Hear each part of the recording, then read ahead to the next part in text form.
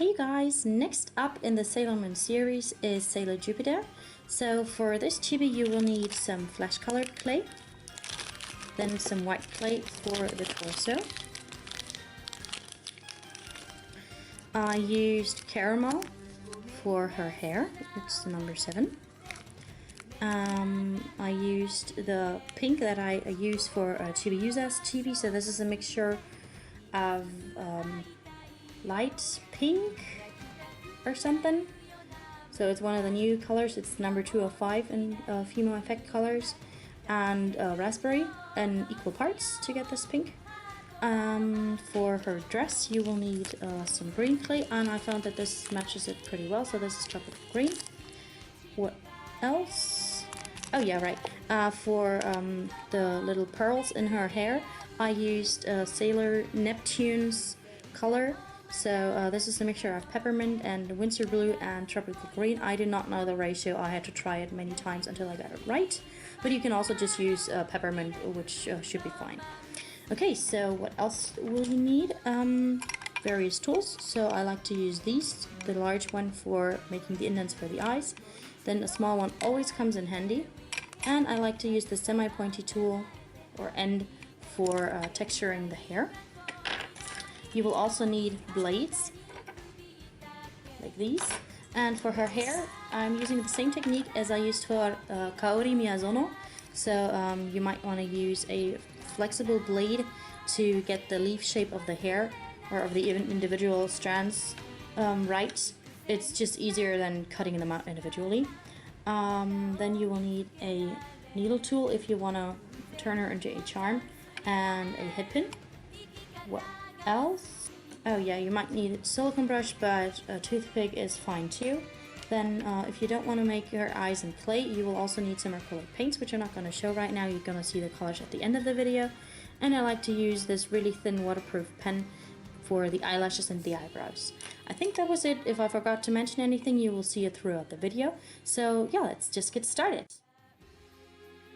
For the head, you want to start out with a conditioned ball of flesh colored clay and then make an indent for the forehead using one of your tools, and also 2 indents down the sides to form a nose.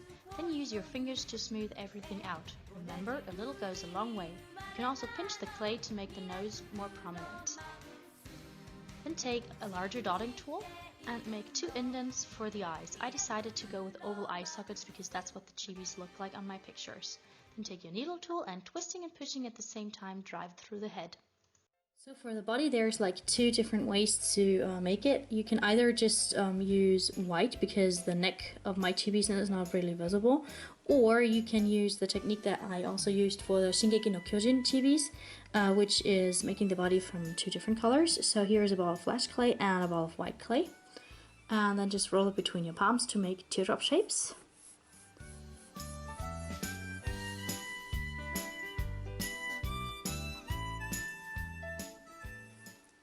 Make sure that the teardrop shapes are small enough for the body, and then cut each of them in half.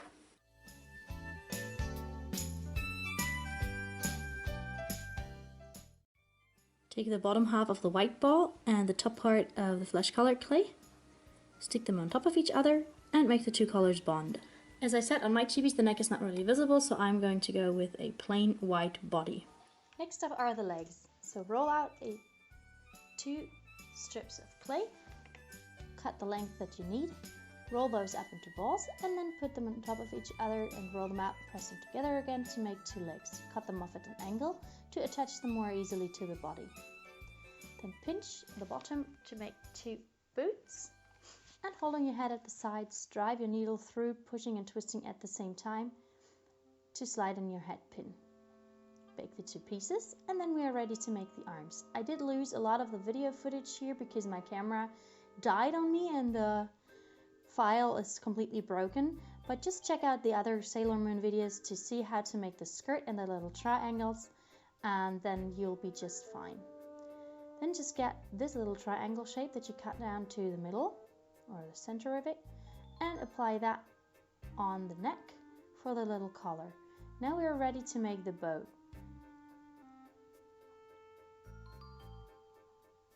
Just cut the strip like shown, Then pinch roll a little ball of green clay between two fingers. Indent it with the dull end of your blade and then press it flat to get a little heart shape. Then take the elongated triangle shapes and apply those first, because those are going to be the ribbons that dangle down beneath the bow. And then just apply the bow and be sure to press it onto the chibi. Don't forget to make the bow in the back also. Then bake those pieces again and be ready for the hair. Just roll out a sheet of clay for the hair color, cut off any excess clay, and then smooth everything out. For the ears, get out 2 balls of flesh colored clay and apply those to the head, and make 2 indents connecting those with a line and reshape the ear a little bit. That's really all there is to it. Then get out another sheet of the hair color and cut out the bangs.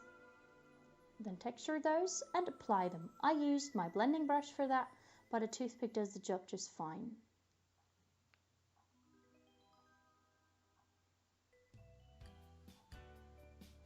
If you lost any of the texture in the process, just reapply it. And if you're not happy with the bangs, then just cut those like however you want.